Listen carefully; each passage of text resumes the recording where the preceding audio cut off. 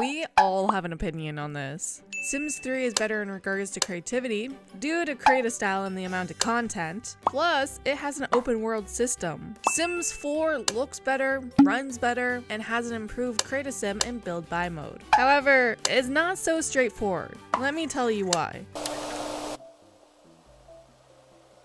I never really played The Sims 3. First of all, I was 12 years old when it first came out. Okay, so I didn't have a lot of money, so if I did want to buy anything, I only wanted to buy something for Sims 2. I was obsessed with Sims 2 and never really had any interest in Sims 3. It was pretty ugly looking in my opinion. The Sims looked like melted potatoes. So yeah, I didn't care for it. On the other hand, I bought The Sims 4 as soon as I could during its first ever sale after watching YouTubers like Bill Gracie and James Turner for months after its initial release. I was in love with the game, despite its numerous drawbacks and problems and missing elements. Recently, I actually bought several Sims 3 packs for my detective series. I wanted to tell the full story of Bella Goth and why she went missing in The Sims 2. And obviously, Sims 3 is a must for her complete story. Anywho, let me tell you, I was shocked to my core by how much I enjoyed playing the game and what was offered in the game. It made me completely and fully understand why Simmers still play it as their main Sims game and will continue to play it for many more years to come. The Sims 4 might be the longest running Sims and the best selling one, but it's not widely known as the best one. This is mainly due to missing features like an open world. On the other hand, the open world feature in Sims 3 was one of its main selling points. You could seamlessly visit your neighbors, the park, or any other location within the world. In addition, you could send one sim to the park, one to a friend's house, one could stay at home, and you could control all of them without a loading screen. It's amazing! Experiencing an open world for the first time was something I quite enjoyed. It was interesting to see your neighbors going about their lives, and I loved the fact that you could travel anywhere without loading. I did notice that when you moved away from locations, or even sims, they would lose their textures, which wasn't ideal for what I was filming in game. This happened so that the game wouldn't have to have the stress to load it, and therefore, in theory, it would run better. Yeah, open world is great, and even though the open world was awesome, it also felt dead and kind of lifeless. I didn't really run into a lot of sims at any of the community lots. In 4, you would encounter tons of different sims at community lots. Maybe too many from different worlds, you know what I mean, Jellybean? Although it's fair to point out that NPCs don't really appear right away, and typically the lots are empty when you arrive. Despite that, the NPCs will start funneling in, and it gets crazy in 4. Sims 4 might not have an open world, or even an open neighborhood. But it does have faster loading times. Thankfully. It runs faster overall. Nonetheless, that doesn't mean I'll forgive it for requiring a loading screen to visit next door.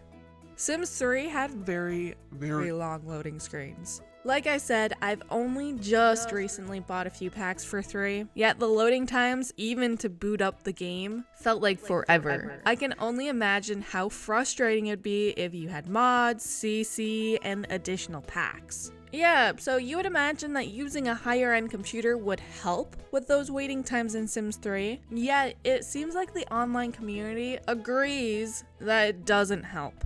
Even with a high-end computer, you'll experience long loading screens and a buggy and laggy gameplay experience. The bugs are so bad that players recommend using a collection of mods, specifically these ones, to deal with the game's bugs and make it playable. Sims 4 runs smoothly, even on low-end computers.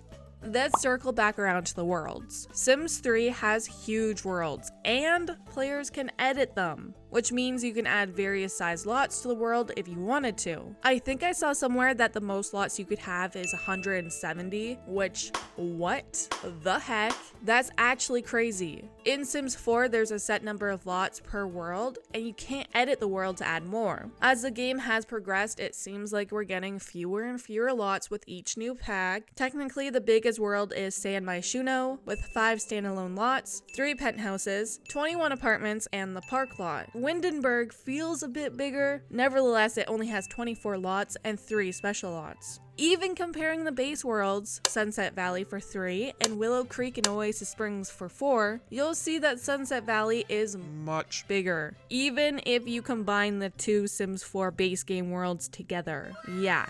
The difference between 3 and 4 in this regard is disgusting and doesn't look that great for 4. Not only are the worlds bigger in Sims 3, there's also more to do in the world. You can go throughout the world exploring and doing a lot of different activities. The only downside is that many of these activities are rabbit holes. You want to eat at a restaurant? Rabbit hole. Want to go to a spa? Rabbit hole. And this makes me fine with spas being behind a paywall, if that means you can actually go there with your sim and do stuff. Sims 4 barely contains any rabbit holes when compared to 3. The most memorable one was from Horse Ranch, aka the Agility Center. Since the worlds in 3 are that much bigger, there are way more pre-made Sims that all pretty much come with pre-made storylines, relationships, and backstories. This is a huge missing element in 4. I would love some pre-made Sims with established storylines to explore, yet we're stuck with stuff like this.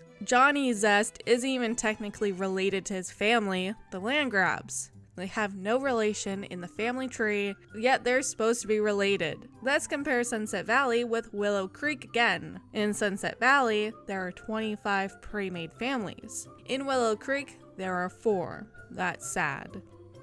Expansions in The Sims 3 are massive. They include a lot of stuff. For example, there's one expansion for pets, which include 46 cat breeds, 72 big dog breeds, 46 small dog breeds, and 30 horse breeds, as well as a collection of lizards, turtles, snakes, and birds.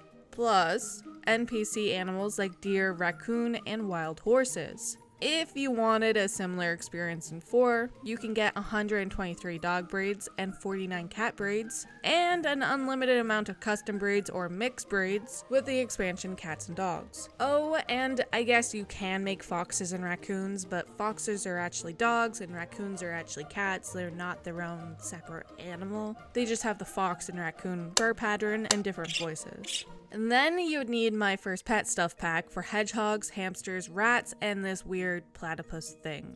If you want NPC foxes, wild birds and bunnies, or cows, llamas, and chickens, but the last 3 are really more like objects, you'll need to buy Cottage Living. Finally, if you want over 33 horse breeds and mini goats and mini sheep, you'll need to purchase Horse Ranch. In Sims 4, there are more animals, but they're spread across at least 4 packs, which could be a good or bad thing, depending on how you look at it. That means we get pretty much all of the same animals, and they might be more developed because they're in their own little packs. I feel like Sims 4 expansions sometimes feel quite empty as well, which is never a great feeling. On the other hand, Sims 3 expansions feel pretty different and interesting with tons of new stuff. Like, you can go into the future, meet your future descendants, go back home, and your choices will affect your descendants in the future. That is such an interesting concept. I have to say I was surprised by how much stuff you get in 3, both in Build Buy and in CAS. There are things here that feel like they would never ever be available in Sims 4, and you know what? They haven't been available.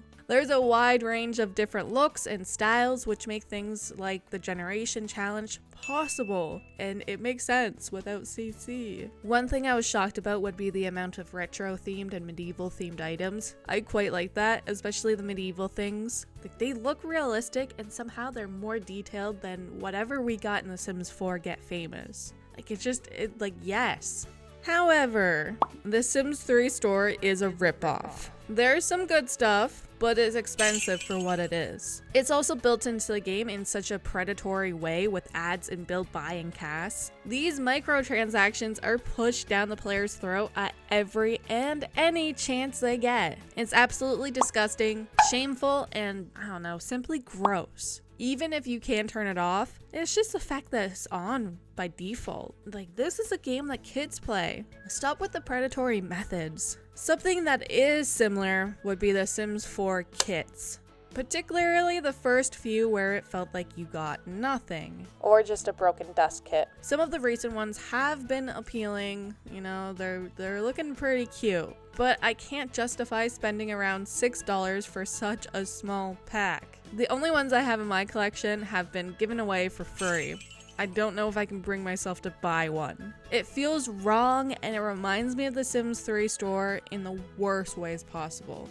But don't get it twisted. The Sims 3 store is much worse. Unfortunately, I do think that Sims 5 will be the worst of all of them for this. Since the base game will be free, the game is going to be heavily based on microtransactions. I've talked about this in the past, and I am planning on making a video about it very soon. Keep an eye out for that, and if it's already made, then a pop-up should have appeared. Sims 3 might deliver in the amount of content per pack, but Sims 4 wins with the compatibility of the packs. A prime example would be the fact that singers and bands don't interact in 3, since, you know, they're from 2 different packs. We don't have bands in 4, yet I have a strong feeling that if we did, it would be integrated with singing better than how it was in 3.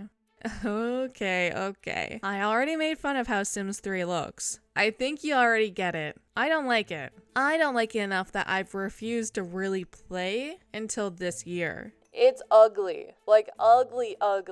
I know that other people might enjoy it or can handle its ugliness, but not this lady. This lady enjoys the cartoony style of The Sims 4. Again, I know that some people completely disagree with me on this, and probably hate 4's style as much as I dislike 3. This is a personal choice. Either way, I think we can all come together and agree about how Sims 4 animations are more interesting and full of personality. A few other things in regards to 4. It's nice that we have a huge and very, very talented community of CC and mod creators that are actively creating fantastic content for 4. It's incredible. Since I gave you a good point, here's a bad one. The swatches never match in game. The same color is never the same tone between packs, and even things like kitchen counters and islands might not match despite being from the same pack and despite using the exact same swatch and should therefore be the same color. It is infuriating. The worst feeling as a builder. In general, Sims 4 is lazy AF.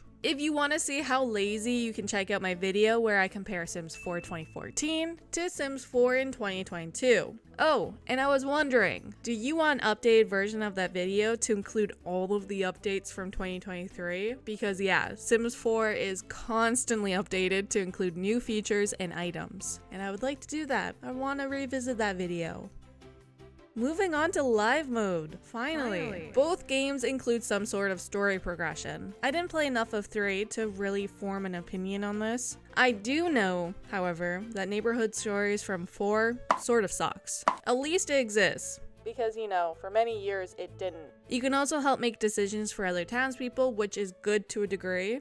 I'm not a fan of the constant phone calls though. Getting Sims to do things together is easier in 4. In fact, I've seen some players call this improvement one of the best quality of life enhancements the series has ever seen. To me, as a new Sims 3 player, that seems a little cray-cray. Although I do appreciate all of the group activities in 4, especially with the features from Get Together. Apparently in 3, it was difficult to get NPC Sims to participate in activities like talking or sitting in a hot tub. Like I said, I don't really have any experience with this in The Sims 3. When I was filming for the detective series, that wasn't what I was doing. Moving on. Sims in 4 don't really do much.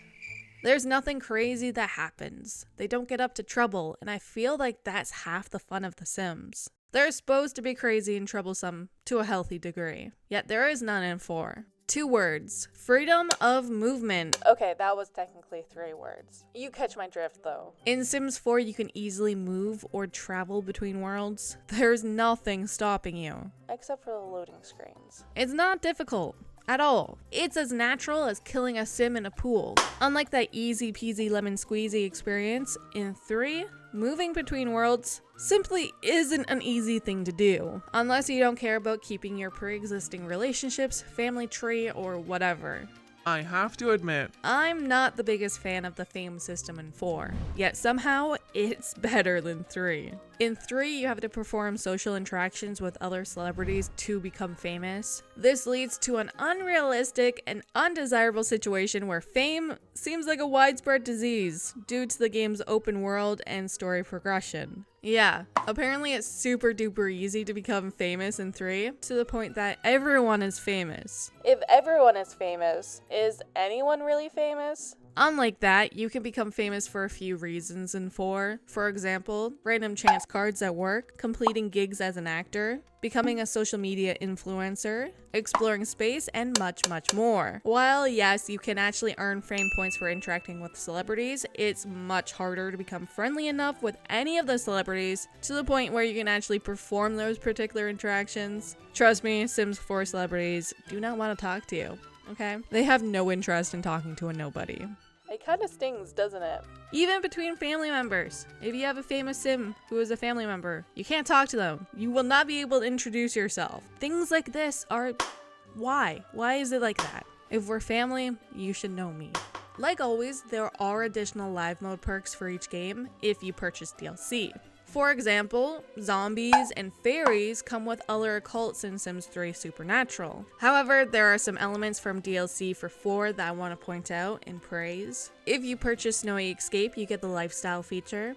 Lifestyles add a whole nother layer to live mode. They appear for your sim once your sim has a repeated experience or action that they enjoyed. When sims do things that align with their lifestyle, they will gain positive moodlets, and that lifestyle will boost their emotion. Doing actions that conflict with the lifestyle will result in a negative mood, which will affect social interactions, skill building, and work performance. Lifestyles happen organically and can deepen your sim's personality. And I like that. I think that this should have been added to the base game. With Growing Together, you can experience family dynamics. You can select family dynamics in cast or let them happen naturally throughout live mode. This feature is supposed to create more meaningful interactions between sims as they grow up. If you want to learn more about this feature, check out this video popping up right now.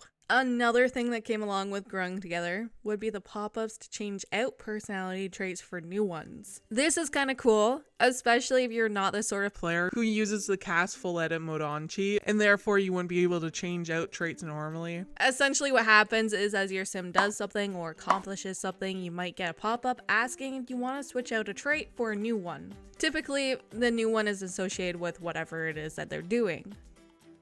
There's a big difference in build buy mode, and honestly, Sims 4 has the upper hand for this one. We've talked about the microtransactions featured in build buy mode due to the integration with the Sims 3 store, so we won't touch on that again. I do want to talk about how horrible it is to navigate in here. It's simply a terrible system, and I found it incredibly annoying. I feel like it's poorly organized, and how can players live without the search feature? What sort of life is that? Although Sims 4 items are sometimes hard to find, even with the search feature, due to their unintuitive names, but still, having a search feature is better than not having one. You know, I've always thought the gallery was a brand new thing for 4, but no, apparently not. 4 simply took the gallery from 3 and made it that much better. And it's not even that great, so that's saying something. One thing I absolutely loved in 3 was the expandable windows. Looking through 4's catalog is annoying because the windows don't expand and it's so tiny. How am I supposed to see anything in here? I hate it. There are mods to fix this, but I strongly believe that this should be built into build buy mode and CAS for that matter. I wish that they would update the Sims 4 catalog because it's the only thing lacking in build mode. Build mode is a beautiful thing in 4. I don't even feel the need to expand on that because everyone should know this if they played both of the games or any of the Sims games before. The streamlined build buy mode? Chef's kiss. The room-based build mode? Stunning! Everything is easy to do. Did you build a house and then decide you want a foundation? No problem. Just grab the house and drag it up. Half walls. What size? Platforms? That's possible. Free window placement? Okay, here it is. Want to move the house to a different location in the lot? Not an issue. You can resize objects, easily adjust their placement, and so much more. The build mode was significantly improved upon to the point that at least for 4 years, I only used The Sims 4 as a building game. I never touched live mode. I honestly just sat there building for days. Well, Sims 3 had cars, so there's that. And like, it's better than Sims 2. I'm telling you, Sims 4 is just a beautiful experience. You'll never go back to building in other games if you built in Sims 4. Okay, let's talk about Create a Sim. Now, both of these games have fantastic aspects to cast. This is a harder category to really pick out which game is doing better. Let's go straight to the point. Sims 3 had Create a Style. Create a Style is where you can choose the color and pattern for anything, including outfits and build by items. I know I should have mentioned this before, but I wanted to save it for this category, okay, sue me. But don't actually, because I'm broke. That means you never have to settle for a swatch again. Plus, you can choose hair and eye color in a much more in-depth way. It's not simply swatches. You can handpick the highlights, lowlights, roots, etc., etc. You get the point. Swatches are bad in Sims 4. There's never enough of them, they don't match, and you never really get any control over it, which is miles away from the creative style in Sims 3. I found that Sims 3 had way more cast items. It's as simple as that. And on top of that, there's a wide range of styles in there. Now, I do have to admit that most of these styles are kind of outdated. And they teleport me to the early 2010s. But I do feel like Sims 4 isn't exactly up to date with fashion either. So is it really that bad? I don't know. Another thing with 3 that's lacking in 4 would be the number of traits that exist and the fact that each sim gets 5 traits. In fact, they're born with 2 to begin with. With each birthday, your sim receives 1 more trait. With university life, you can possibly earn 2 additional traits. In 4, your adult sim will have 3 traits. You can also earn bonus traits for aspirations and other things like that. In my Super Sim video, I actually have a sim that earns all of the positive traits.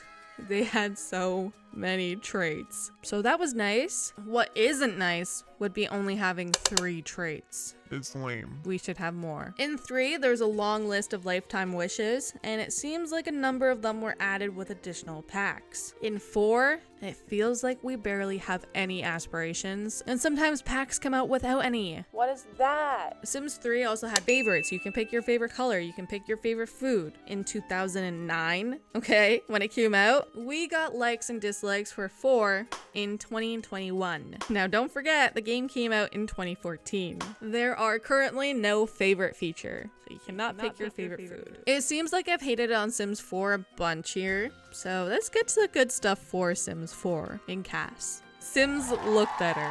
I won't hate on 3's graphics anymore, but seriously, so ugly. Sims in 3 were limited because of the slider system. Unlike that, Sims 4 has a push and pull system, which truly allows players to get super creative while creating Sims. It's a more in-depth system overall. Additionally, there are a lot of good small features in 4, like the custom gender and sexuality settings, the pronouns, the walk style, the selection of voices, and better genetics. Sims 4 Sims are smart Sims. This means that Sims have personalities, they express emotions, and base their impressions on their surroundings. They actually look at things and take it into account. This was a key feature when the game launched in 2014. Oh, and Sims can actually multitask. Not to the degree that I want them to, but it's an improvement. There's a lot to talk about in regards to Sims 3 and 4. Furthermore, our own personal style will affect our opinions on this. That's why comparing these two games isn't as straightforward as it might seem. I can completely understand why some players might gravitate to Sims 3, and I can understand why some prefer 4. If you're looking for a game with tons of choice and customization, then 3 is for you, especially if you enjoy the open world system. If you're looking for Sim-specific customization, emotion, and a smoother, faster game, then Sims 4 is a good choice, especially if you enjoy building or creating Sims. I hope you've enjoyed this video. It was interesting to break down these two games like this. If I missed something, and I don't doubt that I did, this was a massive undertaking. Please let me know what it is in the comments. Honestly, just tell me which game you prefer and why. I want to know. I'm curious now. Thanks for watching. I hope you stay happy, healthy, and hydrated. Okay, drink that water, feed your pets, water the plants that you have in your house that you might be neglecting, because I know I am. Until next time, bye-bye.